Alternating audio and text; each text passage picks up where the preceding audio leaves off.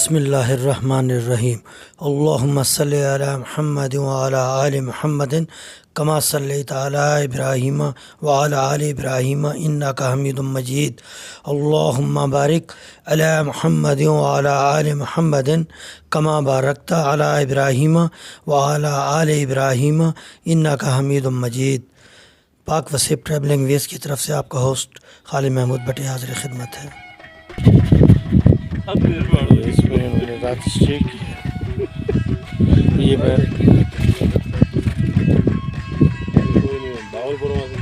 बल्कि मुझे ये बड़ा एक टाइटल नाम मिल गया है।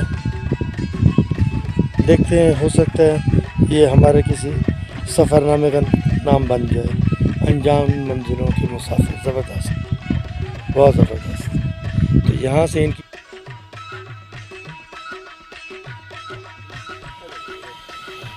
ये जनाब हमारी चाय बन रही है और चाय की पत्ती की जगह पे मैंने वो नेशनल गरम मसाला डाल दिया।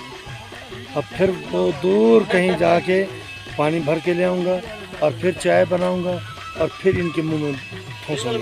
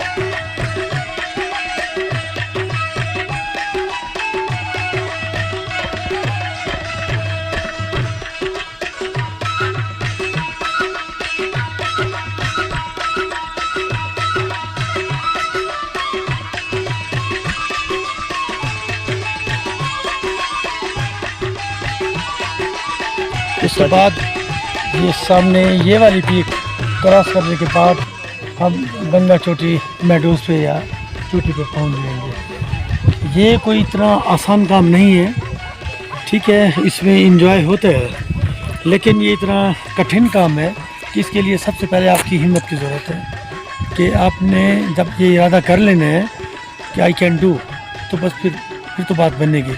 और अगर आप टीम के साथ हैं तो पूरी टीम का मुत्तहिद होना बहुत ज़रूरी है, क्योंकि इसमें बहुत खड़ी चढ़ाई है और उसमें आपको बहुत मोहतात होके ऊपर आना होता है। इसी तरह उतराई भी उतनी मुश्किल है। ये ना समझिएगा कि उतराई इतनी आसान है।